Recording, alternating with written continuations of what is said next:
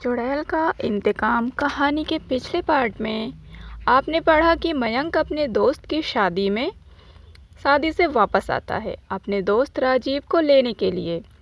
रास्ते में उसका सामना एक औरत से होता है जो कि चुड़ैल होती है।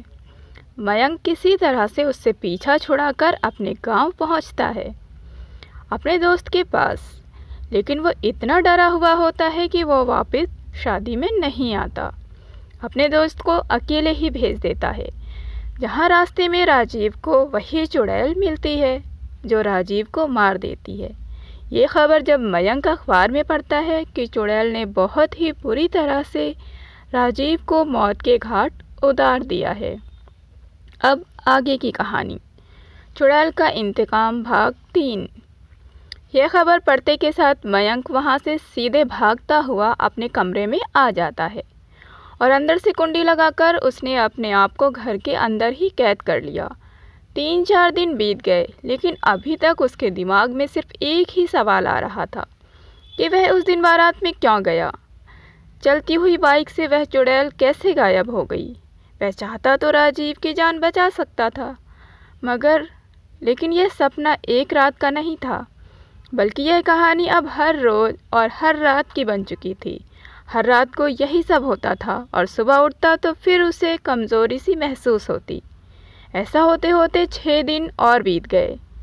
जनवरी के आखिरी हफ्ते में मयंक की माँ उससे मिलने को आती है। उसकी माँ मिर्ज़ापुर में सरकारी विद्यालय में सहायक अध्यापिका के घर एक शिक्षिका थी। वह अक्सर महीने के अंत में एक बार अपने गांव अरंद अवश्य आती थी। जैसे ही माँ की नज़र मयंक पर पड़ती है तो वह देखकर चौंक जाती है, क्योंकि मयंक का शरीर बहुत ही कमज़ोर और सूख सा गया था।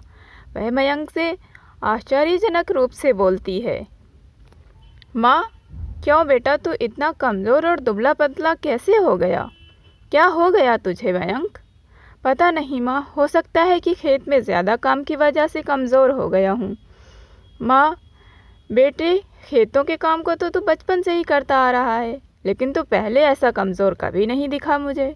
तुझे देखकर ऐसा लग रहा है मानो जैसे तेरे शरीर से खून ही नहीं हो। मयंक, माँ, तुझे तो मैं हमेशा कमज़ोर ही लगता हूँ। तू जब जब आती है मुझे ऐसा ही कहती है। यह कहकर माँ शांत हो जाती है और अंदर ही अंदर अब चिंतित हो चली थी। उसे संदेह हो गया था कि मयंक किस गंभीर बीमारी की चपेट में आ चुका है। मयंक के पापा एक रात खेत में गए थे, तब से आज तक वह लापता हैं। उस रात उन्हें खेत की तरफ सबने जाते देखा, लेकिन आते किसी ने नहीं देखा था। जितने लोग उतनी मुँह बातें। इतने वर्षों के बाद लगभग सभी ने उनके वजूद को भुला ही दिया था, लेकिन मयंक की माँ आँखों को आज भी उनके वापस आने का इंतज़ार था।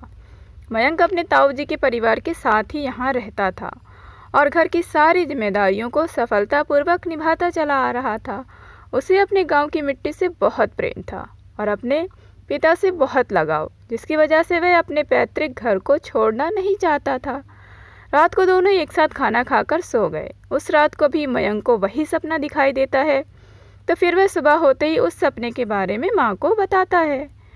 माँ उसके सपने को नज़रअंदाज करे बिना वो गांव के एक ओझा, जिसका नाम लल्लन ओझा था, उससे मुलाकात करती है और उसे यह सब बतलाती है और मदद करने के लिए मिन्नतें करती है। लल्लन ओझा, तुम्हारे लड़के के ऊपर एक चुड़ैल का साया है जो हर रात आकर उसका खून पीती है। जब तुम्हारा लड़का अर्धचेतन अवस्था में होता है तो उसे यह सपने के जैसा लगता है। तुम उसके हाथ पर हल्दी का उपटन करना तो उस पिशाच के दांतों के द्वारा काटे और उसके पकड़ने से बने चिन्ह जो अदृश्य हैं वो दृश्य हो जाएंगे। माँ, आप बिल्कुल सही कह रहे हैं। मैं कल उसे देखते ही समझ गई थी कि इसके शरीर में रक्त की कमी हो गई है। उसकी आंखों के नीचे काले रंग के गहरे और काले धब्बे बन गए हैं। लल्लन जी, आपका बहुत बड़ा एहसान होगा मुझ अबला पर। आप मेरे बेटे को उससे बचा लीजिए, कुछ उपाय बताएं। लल्लन ओझा, देखो, मैं तुम्हारी मदद के लिए तैयार हूँ, लेकिन उसके लिए तुम्हें खुद को बहुत मजबूत करना होगा। मैं जैसा जैसा कहूँगा ठीक वैसा ही करना होगा, अन्यथा उस चुड़ैल की शिकार तुम भी हो सकती हो। माँ, मुझे अपनी जान की परवाह नहीं है लल्लन जी, बस मेरा बेटा मयंक पहले की तरह हो जाए। लल्लन ओझा, देखो, कल अमावस्या की रात है, कल की रात ही उसकी ज़िंदगी का फैसला होगा। कल की रात उसकी शक्तियाँ और भी प्रबल हो जाएंगी। वह चुड़ैल चाहेगी कि कल मयंक को अपने वश में करके हमेशा के लिए अपनी दुनिया में चली जाए। लेकिन तुम चिंता ना करना, बस कल अमावस्या की रात तुम अपने बेटे मयंक को किसी तरह लेकर यहाँ आना, ताकि उस चुड़ैल से छुटकारा मिल जाए। फिलहाल अभी यह लाल रंग का धागा लो जो अभिमंत्रित है, इसे अपने बेटे की दाहिनी भुजा पर बांध देना, जिससे वह चुड़ैल उसके निकट भी नहीं आ सकेगी, और वो अगर आसपास होगी तो वो चुड़ैल उसे दिखाई देने लगेगी। और जैसे ही वो दिखाई दे तो ये कलश उसके सामने करने के बाद इसका ढक्कन खोल देना और मंत्र उच्चारण कर देना, तो वह इस कलश में समा जाएगी। और उसके बाद कलश का ढक्कन लगा देना, तो वह चुड़ैल इसमें कैद हो जाएगी। लेकिन जैसे ही यह कार्य कर लो तो ध्यान रखना, ठीक उसी वक्त यह कलश लेकर तुम लोग मेरे पास आ जाना, तो फिर मैं उस चुड़ैल को हमेशा हमेशा के लिए भस्म कर दूंगा। इस बात की सावधानी रखना कि गलती से भी वह ढक्कन ना खुले, अन्यथा मैं उस चुड़ैल का बाल भी बांका नहीं कर पाऊंगा। माँ, बिल्कुल बाबा, मैं आपके बताए अनुसार ही सारे कार्य करूंगी। माँ इतना कहकर वह तुरंत लल्लन ओझा से वह मंत्र एक कागज़ पर लिख लेती है। लल्लन ओझा को दोनों हाथ जोड़कर घर की ओर निकल जाती है। वो घर पहुंचकर उस रात को उसे अपने ही कमरे में सोने के लिए कहती है। मयंक पर बारीकी से नज़र रखती है। उस रात मयंक ने कोई ख्वाब नहीं देखा। पूरी रात जागे होने की वजह से सुबह किसी वक्त उसकी माँ को नींद आ जाती है। बचाओ बचाओ, मुझे इस चुड़ैल से बचाओ। अचानक इस आवाज़ के साथ दोनों झटके से उठ खड़े होते हैं। मयंक का मुंह खुला हुआ है और पसीने से उसका पूरा जिस्म भीगा हुआ है। वह सामने की तरफ देखता हुआ कांप रहा है। मयंक की माँ उसे गले लगा लेती है। कुछ देर बाद जब वह सामान्य होता है तो उसकी माँ कहती है, क्या हुआ बेटे, तुमने वह सपना फिर से देखा क्या?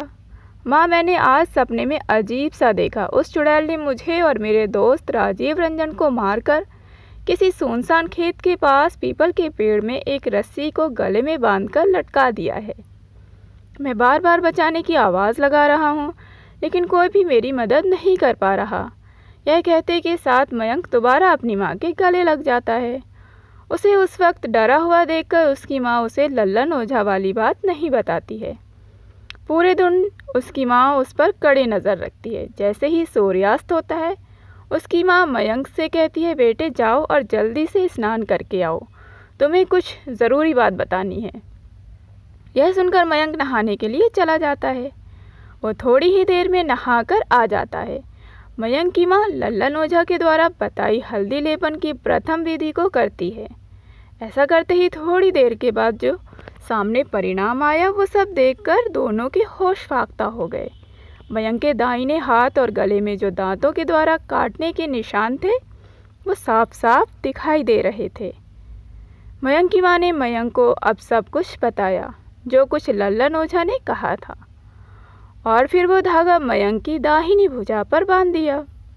लेकिन इन दोनों को यह मालूम नहीं था कि दीवारों के भी कान होते हैं। उसी कमरे के किसी कोने में उन दोनों की बातें और उपाय कोई सुन रहा था। यह सब बातें जो मयंक की माँ ने उससे बताई थी, वो सब बातें वह चुड़ैल वहीं पास में बैठी हुई सुन रही थी। धागा बांधते ही कुछ क्षण के पश्चात वह दृश्य होकर अचानक सामने आ जाती है, और फिर मयंक जैसे ही उस कलश को उठाने की कोशिश करता है, उसके पहले ही वह पिशाच उस कलश को कहीं दूसरी जगह छिपा देती है और अदृश्य हो जाती है। काफ़ी मशक्क़त के बाद उन्हें वह कलश घर के किसी कोने में प्राप्त होती है। मयंक की माँ जैसे ही उस मिट्टी के कलश को उठाने के लिए बढ़ती है कि तभी अचानक वह कलश हवा में 4 फीट ऊंची उड़ती है और धरती पर गिरकर टूट जाती है। यह दृश्य देखकर दोनों डर जाते हैं और मयंक की माँ लल्लन ओझा को यह पूरी घटना फ़ोन पर बताती है। उसकी पूरी बात सुनने के बाद लल्लन ओझा कहते हैं, देखो घड़ी में रात के 8 बजे का वक्त हो चला है। ठीक 3 घंटे बाद उसकी शक्तियाँ इतनी प्रबल हो जाएंगी कि उसका सामना करना मुश्किल हो जाएगा। जितनी जल्दी हो सके यहाँ मेरे पास पहुँचो, ताकि मैं दूसरे कलश को उसे कैद करने योग्य बनाता हूँ। जी लल्लन जी, हम बस 20 मिनट में आपके पास पहुँच जाएंगे। यह कहते ही मयंक की माँ फ़ोन रखकर तुरंत अपने घर से पड़ोस के गांव कैथल में लल्लन ओझा के घर के लिए अपनी कार में बैठकर मयंक के साथ निकल पड़ती है। लल्लन ओझा पड़ोस के गांव कैथल का ही रहने वाला था, जो मयंक के गांव अरंद से 5 किलोमीटर की दूरी पर ही था। मयंक कार ड्राइव कर रहा था और बाजू में उसकी माँ बैठी थी। अभी गांव से निकले मुश्किल 2 किलोमीटर ही हुआ था कि तभी अचानक किसी की आवाज़ आई, अरे मुझे कहाँ लिए जा रहे हो, मुझे उतार दो कम से कम। यह शब्द सुनते ही दोनों के दोनों चौंक जाते हैं और एक साथ बोल पड़ते हैं, तो तुम कौन हो और कार के अंदर कैसे आई? खुद ही पलट कर क्यों नहीं देख लेते कि मैं कौन हूँ? यह आवाज़ मयंक को जानी पहचानी लगती है। इससे पहले कि वह समझ पाता कि यह आवाज़ किसकी हो सकती है कि तभी उसकी माँ पीछे पलटने को हुई। यह देखकर मयंक ज़ोर से चीखा, नहीं बिल्कुल नहीं माँ, भूल कर भी पीछे मत देखना। यह वही शातिर चुड़ैल है जिसने नाक में दम किया हुआ है। भूले से भी पीछे देख लिया तो यह अपने मंसूबों में कामयाब हो जाएगी। यह सुनते ही उसकी माँ वहीं रुक गई और उसने पीछे ना देखते हुए कार के रियर व्यू मिरर में देखा। उसे वहाँ कोई भी औरत नज़र नहीं आई। यह देखते ही वह समझ गई कि मयंक बिल्कुल सच सच कह रहा है। तो तुम दोनों नहीं मानोगे, तुम्हारा हाल भी उसी कलश की तरह होगा। मैं कहती हूँ गाड़ी रोको, नहीं तो पीछे देखो। उस चुड़ैल की बात सुनते ही मयंक ताव में आ जाता है, क्योंकि आज वह अकेले नहीं था, उसके साथ उसकी माँ भी थी। मयंक गुस्से में बोलता है, तुझे जो करना है कर ले, मैं आज भी तेरी बात नहीं मानने वाला। भुगतोगे, सबके सब भुगतोगे इसका परिणाम। यह कहते वो उसी कर्कश हंसी के साथ हंसती है कि ठीक अगले ही पल धाड़ फटाक इस आवाज़ के साथ अचानक मयंक ने तेज़ ब्रेक मार के कार को रोक देता है। मयंक के कार विंडो ग्लास खून की चींटों से लाल हो चुका था। उस चुड़ैल ने अपनी दुष्ट शक्तियों के दम से रास्ते में एक जानवर को मारकर कार की बोनट पर फेंक दिया था। अचानक से गिरे उस मृत जानवर को देखकर मयंक कार को रोककर जैसे ही बाहर निकलने को होता है, उसकी माँ उसका हाथ पकड़कर रोकते हुए कहती है, नहीं बिल्कुल नहीं, खबरदार जो इस कार से बाहर निकले तो। यह इस चुड़ैल की चाल है कि हम तय वक्त पर लल्लन ओझा से ना मिल पाएँ। तुम्हें यह रक्षा कवच होने की वजह से प्रत्यक्ष रूप से हानि तो पहुंचा नहीं सकती, लेकिन अप्रत्यक्ष रूप से हानि पहुंचाने में कोई कसर नहीं छोड़ना चाहती। इसलिए बेटा तुम अब सावधान हो जाओ और आगे बढ़ो। मयंक साइड विंडो से बाहर झांकते हुए देखता है और अपनी माँ से कहता है, लेकिन माँ, कार के अगले पहिए के नीचे कोई काले रंग का कुत्ता दबा पड़ा है। उसके धड़ के ऊपर मेरी कार का अगला टायर चढ़ा हुआ है और उसका सिर कट कर कार के बोनट पर है। मत भूलो कि यह उस चुड़ैल का छलावा भी हो सकता है। यदि उसका सिर कार के बोनट पर है तो इसका मतलब वह मर चुका है, और मरे हुए पशु पर अभी दया करोगे तो हम दया के पात्र बन जाएंगे। तुम बस किसी तरह यहाँ से निकलने की कोशिश करो। यह सुनते ही मयंक ने कार को थोड़ा पीछे किया और स्पीड के साथ आगे बढ़ता हुआ उस जानवर के जिस्म पर फचाक की आवाज़ करता हुआ कार को भगा लेता है। इस घटना के बाद वैसा कुछ नहीं होता जिससे दोनों विचलित हो जाएं। थोड़ी ही देर में मयंक की माँ मयंक को साथ लेकर बाबा के घर पहुंच जाती है। जैसे ही अंदर पहुंचते हैं, सामने लल्लन ओझा सारी तैयारी के साथ वहां इंतज़ार कर रहा होता है। जैसे ही लल्लन ओझा की नज़र उन दोनों पर पड़ती है, वो सामने बने सफ़ेद गोल घेरे में मयंक को कलश लेकर बैठा देता है और हिदायत देते हुए कहता है, देखो, जब तक मैं आदेश ना दूं इस घेरे से बाहर नहीं आना। मैं जैसे यही अपने मंत्र ख़त्म करूंगा, तुम तुरंत इस कलश के ढक्कन को खोल देना और उस चुड़ैल के इसके अंदर समाते ही ढक्कन को बंद कर देना। इतना सुनते ही उसने हामी में अपनी खोपड़ी हिला दिया और उस सफ़ेद घेरे में उस कलश को लेकर बैठ गया। उसके बैठते ही जो मंजर उनकी आंखों के सामने था, वह देखकर वो दोनों घबरा जाते हैं। उतने में ही बीच में वह चुड़ैल ना जाने कहाँ से वहाँ आ जाती है। उसको आया देखकर मयंक की माँ घबरा जाती है और डर के मारे ज़मीन पर गिर पड़ती है। उनके इस तरह गिरते ही वह चुड़ैल भी आसपास कहीं नज़र नहीं आती। मरोगे सब के सब मरोगे आज। अचानक मयंक की माँ अजीब सी आवाज़ निकालती हुई दोनों की तरफ घूरने लग जाती है। दोनों के कुछ समझ नहीं आता कि यह क्या हुआ। लल्लन ओझा ने जब मयंक की माँ की तरफ देखा तो उसकी माँ की आंखें चढ़ी हुई थीं, जीभ ठुड्डी तक लटकी हुई थी और वह बहुत तेज़ तेज़ सांसें ले रही थी। लल्लन ओझा ने यह हुलिया देखा तो उन्हें यह समझते देर न लगी कि अब उसके अंदर वह भयानक चुड़ैल समा चुकी है। वह चुड़ैल अट्टहास करती हुई मयंक की ओर बढ़ रही थी। यह सब देखकर लल्लन ओझा उसे पकड़ लेते हैं और आगे जाने से रोकते हैं। अचानक उस चुड़ैल के हाथ बढ़ने लगते हैं और वह उस घेरे के अंदर बिना गए ही मयंक के हाथ में रखे हुए कलश को पकड़ लेती है और दूसरे हाथ से लल्लन ओझा को पकड़ते हुए हवा में 4 फुट ऊपर धकेल देती है।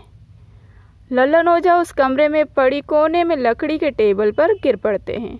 वह दोबारा हिम्मत जुटाकर अपने शरीर को घसीटते हुए बोलता है, मयंक बेटे, वह चुड़ैल इस घेरे के अंदर नहीं जा सकती। उसे इस बात की जानकारी थी, इसलिए उसने अब तुम्हारी माँ के शरीर में पनाह ली है और वह कलश को तुमसे हथियाकर फिर से नष्ट करना चाहती है। यह कलश जिसके हाथ में होता है उसे ही वह मंत्र बोलना पड़ता है, इसलिए जल्दी से उस मंत्र का उच्चारण करो ताकि वह इस कलश में कैद हो सके। यह सुनते ही मयंक लगभग रुआसी आवाज़ में बोला, लेकिन ओझा जी, वह मंत्र बहुत लंबा है और मैं बिना पढ़े नहीं बोल सकता। वह पर्ची मेरे शर्ट की जेब में पड़ी है, मुझे इससे मुक्त करवाओ तभी मैं पढ़ पाऊँगा। लल्लन ओझा खुद को बहुत ही बेबस समझ रहे थे। उन्हें उस कलश के अंत के साथ सभी का अंतिम समय नज़र आ रहा था। उन्होंने इस अनहोनी के बारे में सोचा ही नहीं था कि वह चालाक चुड़ैल कुछ ऐसा कर बैठेगी। अचानक उस चुड़ैल ने मयंक के हाथों से वह कलश ले लिया और बोली, हाँ हाँ हाँ, बड़े आए थे मुझे मुक्ति दिलाने वाले।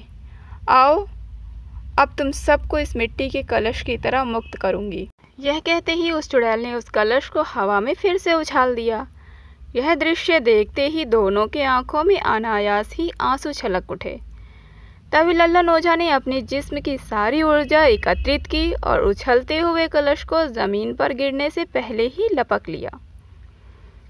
उस कलश को मयंक की तरफ उछालते हुए बोले, बस दुष्ट, अब बहुत हुआ तेरा छलावा, अब तुझे कोई नहीं बचा सकता। यह कहते के साथ वहीं पास में पड़ी झाड़ू पर कुछ अक्षत और काले तिल को फेंकते हुए वह मंत्र उच्चारण करते हैं। मंत्र उच्चारण करने के बाद लल्लन ओझा उसे झाड़ू से मारते हैं। उस झाड़ू के पड़ते ही वह दर्द से कराह उठती है, मानो जैसे उसे कोई चाबुक से मार रहा हो। मयंक के यह समझ में तो नहीं आ रहा था कि यह झाड़ू का कमाल है या चाबुक का, लेकिन जिसका भी असर था, अब वह लगभग खुश से दिख रहा था। बोल, तू कौन है, कहाँ से आई है, क्यों तंग कर रही है इस मासूम को, बता इसने क्या बिगाड़ा है तेरा। यह कहते ही लल्लन ओझा उस पर झाड़ू से टूट पड़ते हैं, लेकिन वह चुड़ैल सिवाय चीखने के कुछ भी नहीं कह रही थी। अचानक उसने मुंह खोला और बोली, नहीं छोड़ूंगी, किसी को नहीं छोड़ूंगी, सबको मार डालूंगी। यह कहकर वो ज़ोर ज़ोर से हंसने लगी। अब बड़ी विचित्र स्थिति बन चुकी थी। कभी वह झाड़ू के प्रहार से होने वाले दर्द से बिलखती, तो कभी वह अट्टहास करके यूं हंसती जैसे उस पर इन सब का कुछ असर नहीं होने वाला। बात ना बनता देख अगले ही पल लल्लन ओझा खड़े होते हैं और कोने में पड़ी एक कांच की शीशी लेकर आते हैं। उस कांच में लहसुन का पानी था, जिसे गंगा जल के साथ मिश्रण करके बनाया गया था। उन्होंने उस बोतल का ढक्कन खोला और बूंद बूंद उसकी खोपड़ी पर टपकाने लगे। जैसे ही पहला बूंद उसके जिस्म पर पड़ा, वह ऐसे तड़पने लगी मानो जैसे 440 वोल्ट की बिजली प्रवाहित कर दी गई हो। वह तड़पते तड़पते बोली, ठहरो ठहरो, सब बताती हूँ, लेकिन क्या, बोल जल्दी बोल, वरना कर दो तुझे भस्म। लेकिन मेरी एक इच्छा पूरी करो। कैसी इच्छा? बोल जल्दी बोल, अब तू क्या चाहती है? मुझे एक कटोरा खून चाहिए। लाल और गाढ़ा खून। फिर मैं सब बता दूंगी, जो भी तुम चाहते हो। किस्मत से लल्लन ओझा के घर के बाजू में ही दुकान थी, जहाँ से लोग मुर्गे और बकरे का मांस लेकर आते थे। आसानी से वहाँ से एक कटोरे खून का इंतज़ाम हो गया।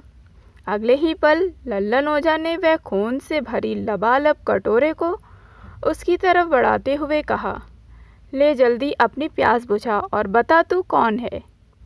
खून से भरे कटोरे को देखकर उसकी आंखें चौंधिया गईं और उसने झट से उसके हाथों से छीनते हुए चप चप चप की अजीब सी आवाज़ करते हुए गट गट करके पी जाती है। पीने के बाद वह कटोरे को घुमाकर लल्लन ओझा की तरफ फेंक देती है। लल्लन ओझा अगर समय रहते नहीं झुकता तो उसकी खोपड़ी पर ज़रूर टकरा जाती। वह वहीं से झुके झुके उस चुड़ैल को देखने लग जाता है। अचानक चुड़ैल ज़ोर ज़ोर से हंसने लग जाती है। हंसते हंसते फिर रोने लग जाती है।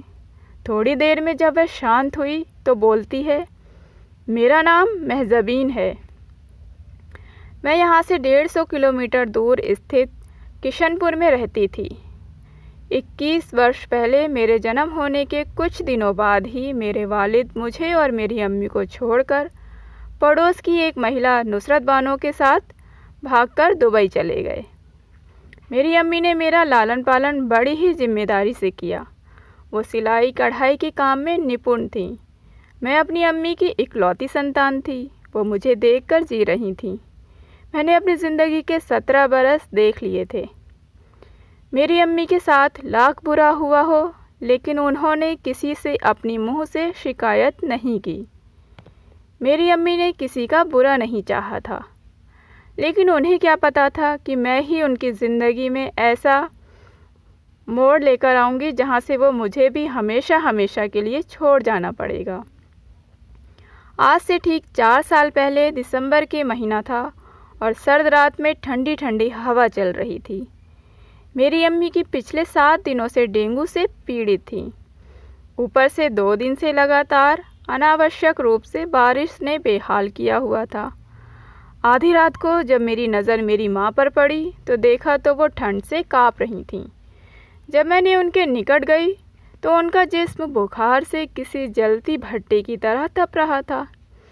उनका इलाज सरकारी अस्पताल के एक डॉक्टर से चल रहा था, जो पास के गांव के डॉक्टर से आपके लिए दवा लेकर आती हूँ। मेरी बात सुनने के बाद मेरी माँ कराहती हुई आवाज़ में बोली, लेकिन बेटी इतनी रात हो गई है और बारिश भी बहुत तेज़ है। सुबह तक रुक जा, क्या पता मैं ठीक हो जाऊँ या बारिश रुक जाए। नहीं माँ, सुबह तक कहीं देर हो गई तो? मेरे सिवा आपका है ही कौन? बारिश तो पिछले 2 दिनों से हो रही है। नहीं नहीं, अब मैं और इंतज़ार नहीं कर सकती। यह कहकर मैं वहाँ से उतनी तेज़ बारिश में निकल पड़ी। उस वक्त मेरी अम्मी ने बहुत मना किया था, लेकिन मैंने उनकी एक ना सुनी। पास का गांव जहाँ डॉक्टर रहता था, मेरे गांव से लगभग 2 किलोमीटर दूर था। मेरे पास वहाँ जाने का कोई ख़ास साधन नहीं था, इसलिए मैं कुछ पैसे लेकर अकेले ही पैदल चल पड़ी थी। बारिश इतनी तेज़ थी कि मानो जैसे किसी प्रलय को निमंत्रण दे रही हो। मैं अपने दुपट्टे से मुंह और सिर को ढककर चल रही थी। आज पहली बार यह रास्ता इतना सुनसान लग रहा था, मानो जैसे इधर भूतों का बसेरा हो। राह में जो इक्का दुक्का कुत्ते भी नज़र आते थे, वो भी इस मूसलाधार बारिश की वजह से कहीं दुबके हुए थे। मूसलाधार बारिश की वजह से मैं सिर से लेकर पाँव तक अब भीग चुकी थी। अचानक मेरा पाँव किसी गड्ढे में पड़ा और मैं अपने शरीर पर संतुलन नहीं रख पाई और उस गड्ढे में गिर पड़ी। खुदा का शुक्र था कि गड्ढा ज़्यादा गहरा नहीं था। मैं दोबारा से उठकर खड़ी हो जाती हूँ, लेकिन मेरे इस तरह अचानक गिरने की वजह से मेरी मुट्ठियाँ खुल गई थीं और जो पैसे मैं घर से लेकर आई थी वह कहीं कहीं गिर गए थे। मैंने बहुत कोशिश की, लेकिन मैं दोबारा उन पैसों को ढूंढ नहीं पाई। मैं काफ़ी देर तक रोती रही। एक बार मेरे मन को आया कि मैं घर वापस लौट जाऊं, लेकिन माँ की दयनीय स्थिति देखकर खुद को दृढ़ किया और वापस खड़ी हुई। मैंने दुपट्टे से अपना बदन और अपने मुखमंडल को साफ किया। मेरा डॉक्टर के पास पहुंचना बहुत ज़रूरी था। मैं तेज़ कदमों से अपनी मंजिल की तरफ बढ़ी जा रही थी। तकरीबन पौन घंटे में मैं डॉक्टर के घर के दरवाजे पर थी।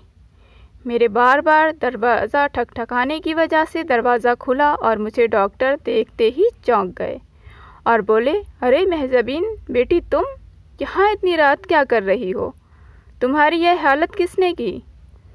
डॉक्टर साहब, वो अम्मी। मेरा इतना कहते ही डॉक्टर साहब बोले, रुको, पहले तुम अंदर आ जाओ, फिर बताओ।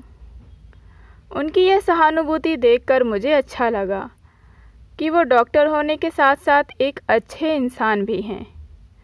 उन्होंने मेरी सारी परेशानी गंभीरता से सुनी और बोले, देखो बेटी, इस वक्त मैं तुम्हें कुछ दवाइयाँ दे रहा हूँ, इसे तुम जाते ही उन्हें दे देना। मेरा यकीन मानो, ये दवाइयाँ सुबह तक अपना असर दिखा देंगी और तुम्हारी अम्मी यकीनन पहले से बेहतर हो जाएंगी। यह बोलने के साथ वह डॉक्टर देखते हैं कि मेरा ध्यान कहीं और था। यूँ उन्होंने मेरे कंधे को पकड़कर हिलाते हुए कहा, क्या हुआ महज़बीन, तुम कहाँ खोई हुई हो? कुछ परेशानी है तो बोलो। डॉक्टर की बात सुनते ही मैंने संकुचित भाव से कहा, जी, बात यह थी कि मैं दवा के लिए पैसे लेकर आई थी, लेकिन वो मेरी लापरवाही की वजह से रास्ते में कहीं। इतना सुनते ही डॉक्टर बेधक गए और लगभग गुस्से में बोले, खबरदार, जो तुमने पैसों की बात की। मैं गरीब और असहाय लोगों से पैसे लेना पाप समझता हूँ। तुम यह दवा लेकर फटाफट जाओ ताकि समय से उनको दवा दे सको। मैं बस अभी जाती हूँ और उन्हें जाते के साथ दवाइयाँ दे देती हूँ। ठहरो, मेरी आखिरी बात सुनती हुई जाओ। बाहर मौसम बहुत ख़राब है, यह लो छतरी, लेकर जाओ और मेरी एक बात का ध्यान रखना। कौन सी बात डॉक्टर साहब? तुम्हारे पास एक बकरी है ना? हाँ जी है। तो लेकिन उसका क्या? उन्हें सुबह शाम 100 मिलीमीटर बकरी का दूध ज़रूर दो, क्योंकि तुम्हारी माँ को डेंगू है, जिसमें मरीज़ की प्लेटलेट्स कम हो जाती हैं। इस रोग में बकरी का दूध रामबाण साबित होगा। यह सबसे कारगर दवाई है। अब तुम जाओ और कल शाम को बताना उनकी स्थिति में कितना सुधार हुआ। उनकी बात सुनकर मैं अपने गांव की तरफ रुख कर देती हूँ। रास्ते की सर्द हवा मानो मेरे शरीर को चीरते हुए आगे बढ़ रही थी, लेकिन मैं इस ठंड की परवाह किए बिना निर्भीक चले जा रही थी। मेरे पैरों की आहट भी मुझे डरा रही थी। ऐसा लग रहा था मानो मैं अकेले नहीं, मेरे पीछे कोई और भी है। थोड़ी देर में मुझे महसूस हुआ कि मानो जैसे कोई मेरे पीछे पीछे चला आ रहा हो। मेरी हिम्मत नहीं हो रही थी कि पीछे पलट कर देखूं। इतनी देर रात किसी के पीछे होने का एहसास और इस बारिश वाली ठंड के मौसम की वजह से मेरी सांसें भी जमने को हो गई थीं। मैं थोड़ी दूर चली ही थी कि वह आहट मुझे अपने बिल्कुल करीब महसूस होने लगी। मैंने हिम्मत करके पीछे देखा तो मुझे कोई भी नज़र नहीं आया। मैं बार बार मुड़कर पीछे देख रही थी, लेकिन मुझे किसी की मौजूदगी का एहसास नहीं हुआ। तभी अचानक मेरी आँखों पर रोशनी चमकी और मैंने अपने दोनों आँखों को ढक लिया। जब आँखों को खोलकर देखा तो मैं चौंक कर रह गई। मेरे सामने एक बड़ी सी कार रुकी थी। कार के रुकते ही उसमें कुछ बंदे फटाफट निकलने लगे और मुझे ज़बरदस्ती अमानवीय व्यवहार करने लगे। मैंने जब उस बात का विरोध किया तो मुझे उठाकर अपनी कार में बैठाकर वहाँ से रफू चक्कर हो गए। वो मुझे उस रात वहाँ से उठाकर वहाँ से 150 किलोमीटर दूर मिर्ज़ापुर के किसी भरहेता गांव में लेकर आए। उन वहशी दरिंदों ने मुझे वहीं किसी खंडहर में कैद करके रख दिया था। वो मेरे साथ कुछ दिन और रात तक मेरी इज्जत को तार तार करते रहे। मैंने लाख मिन्नतें की, मेरी माँ बीमारी से जूझ रही है, लेकिन उन कमीनों ने मेरी एक ना सुनी। मैं 17 वर्ष की एक कमसिन लड़की उन चारों अधेड़ इंसानों के गुनाहों का भार नहीं झेल पाई और असहनीय पीड़ा को ना झेल पाने की वजह से अल्लाह को प्यारी हो गई। उन दरिंदों ने आनन फानन में मेरी लाश को वरुणा नदी से कुछ दूर जाने पर, एक पीपल का पेड़ है और ठीक उसके पीछे कुआं है, वहां डाल दिया। जैसे ही वह मेरी लाश को उस कुएं में डालकर पीछे मुड़ रहे थे कि वहां किसी शख्स को खड़े देखकर चौंक गए। वह शख्स और कोई नहीं, मयंक के पापा जयंत किशोर बलूच थे। उन्होंने मेरी लाश को ठिकाने लगाते हुए देख लिया था। वह उन तीनों का विरोध करने लगे और बोले, देखो, तुम सबने यह ठीक नहीं किया है और मैं तुम्हें यहाँ से जाने नहीं दूँगा। मैं अभी पुलिस को जाकर सब सच सच बता दूँगा। उसकी बात सुनकर वह चारों उन पर बहुत ज़ोर से हंसे और उसे समझाने के लिए आगे बढ़े। जैसे ही वो चारों आगे बढ़े, उनमें से एक को देखकर मयंक के पापा चौंक जाते हैं और बोलते हैं, अरे ठाकुर वीरेंद्र प्रताप, आप? ओह, तो आप हो इस घटना के पीछे। यह सुनते ठाकुर ज़ोर ज़ोर से हंसता है और बोलता है, जा जयंत, जा बोल दे पुलिस को। लगता है शायद तू भूल गया कि पुलिस को मैं अपनी जेब में घुमाता हूँ। मगर तू यह कैसे भूल गया कि तू मेरे फेंके हुए टुकड़ों पर पल रहा है। पिछले 7 सालों से तेरे पर मूल से ज़्यादा तो सूद चढ़ चुका है। यह सुनने के बाद जयंत ठाकुर के पैर पकड़कर मिमियाते हुए स्वर में कहता है, लेकिन हुजूर, किसी की जान लेना अपराध है ना? तो अब तू मुझे सिखाएगा कि क्या सही है और क्या गलत। तुझे 7 दिन की मोहलत देता हूँ। यदि तेरे अंदर ज़रा सा भी ज़मीर जिंदा है तो मेरे सारे उधार चुकता कर। मैं अपने गुनाह कबूल कर लूँगा और ख़ुद पुलिस के हवाले कर दूँगा खुद को। लेकिन यदि तू ऐसा ना कर सका तो इसी कुएं से कूदकर तुझे जान देनी होगी। बोल, कबूल है? हाँ ठाकुर, मुझे कबूल है। मैं 7 दिनों के अंदर अपनी सारी ज़मीन बेचकर तेरा उधार चुकता करूँगा। यह सुनते ही ठाकुर उसे अपने पाँव से ठोकर मारता है और वहाँ से चला जाता है। उधर ठाकुर अपनी हवेली आते ही जयंत का हुक्का पानी बंद करवा देता है। जयंत की खेती से इतना अनाज की पैदावार नहीं हो पाती थी कि वह अपने परिवार का भरण पोषण कर सके। इसलिए उसकी पत्नी ठाकुर के बच्चों को ट्यूशन पढ़ाने जाया करती थी। जयंत की घरवाली अव्वल दर्जे की पढ़ाकू थी, इसलिए उसने शादी करने से पहले प्रथम श्रेणी में बीए कर लिया था। लेकिन गरीब इंसान पढ़ाई करके ही सीमित रह जाता है और उसे एक उम्र तक विवाह करवाना जिम्मेदारी से ज़्यादा बोझ नज़र आने लगती है और समाज के बनाए गए उस ढांचे में खुद से सामंजस्य बैठा लेता है। 7 दिनों बाद भी वह ठाकुर का बाल बांका ना कर पाया तो वह एक रात उस कुएं की तरफ चल पड़ा। वह काफ़ी देर लाचार और असहाय वहीं मौन खड़ा रहा और ख़ुद से बोला, धिक्कार है मुझ जैसे गरीब पर जो किसी को न्याय भी नहीं दिला सका। मैं जीते जी भी उस वैश्य ठाकुर का कुछ नहीं बिगाड़ पाया। इस धरती पर हम जैसे गरीब दुखियारों की भगवान भी सुनने वाला नहीं है। मैं अब ऐसी ज़िल्लत की ज़िंदगी और नहीं जी सकता। यह कहते ही जयंत किशोर बलूच अपने साथ लाए मिट्टी के तेल को अपने जिस्म पर छिड़ककर आग लगा ली और उस कुएं में कूदकर अपनी जान दे दी। आज भी उनका और मेरे जिस्म के कंकाल वहाँ अपनी बेगुनाही साबित कर रहे हैं और मुक्ति के लिए फरियाद कर रहे हैं। उनकी आत्मा आज भी वहाँ भटक रही है और गांव के काफ़ी लोगों ने वहाँ कुएं के आसपास आग जैसे गोलों को जलते हुए देखा है, लेकिन पास जाते ही उन्हें कुछ भी एहसास नहीं होता। वह कुआं जिस जगह है वह बहुत ही अजीब जगह है। वहाँ से मिर्ज़ापुर, बनारस, जौनपुर इन तीनों ज़िले की सीमा प्रारंभ हो जाती है। यहाँ अक्सर एक से एक अमानवीय कृत्य को देखते आए हैं, लेकिन कोई भी किसी के खिलाफ शिकायत नहीं करता। सबको अपने जान की पड़ी है, परंतु मैं उनकी तरह शांत या सब किस्मत का खेल मानकर चुप रहने वालों में से नहीं।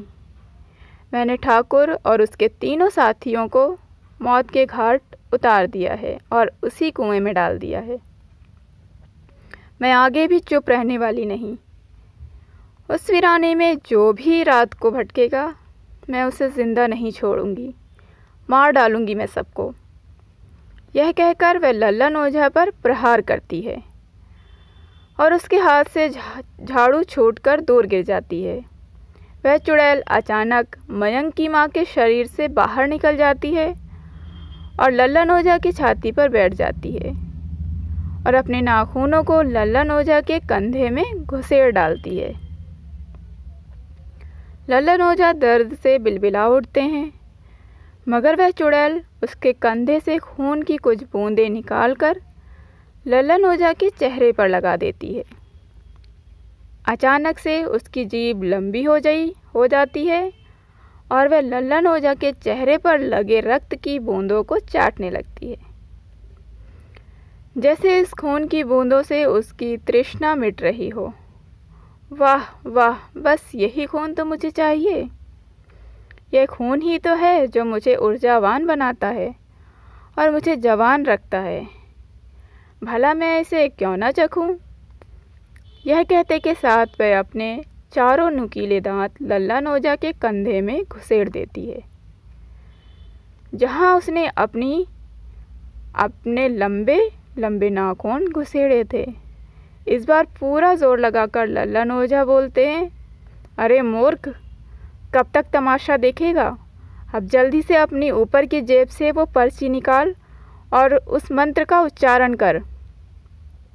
यह चंडालन जब तक नहीं उठेगी, जब तक इसकी प्यास नहीं बुझेगी। मैं तब तक इसकी प्यास बुझाता हूँ, लेकिन मेरे शरीर में सारे रक्त चूसने से पहले अपने कार्य को अंजाम दे देना। यह सुनते ही मयंक अपनी माँ की तरफ देखता है। वह निढाल सी ज़मीन पर पड़ी हुई थी। उसने एक लंबी सांस ली और फुर्ती से अपनी जेब से वह पर्ची निकाली और उस कलश के ढक्कन को खोलकर उस मंत्र को ज़ोर ज़ोर से बोलने लगता है। जैसे ही मंत्र खत्म होता है, वह चुड़ैल एक काले धुआं में परिवर्तित हो जाती है और किसी हवा की तरह उड़ती है, उस कलश में समा जाती है। मयंक तुरंत उस कलश को ढक देता है। अगले ही पल लल्लन ओझा भी कराहते हुए उठ खड़े होते हैं। उनके उठते ही मयंक की माँ भी खड़ी हो जाती है। तीनों उसी वक्त कार में बैठकर वरुणा नदी के पास पीपल के पेड़ के पीछे वाले कुएं के पास जाते हैं।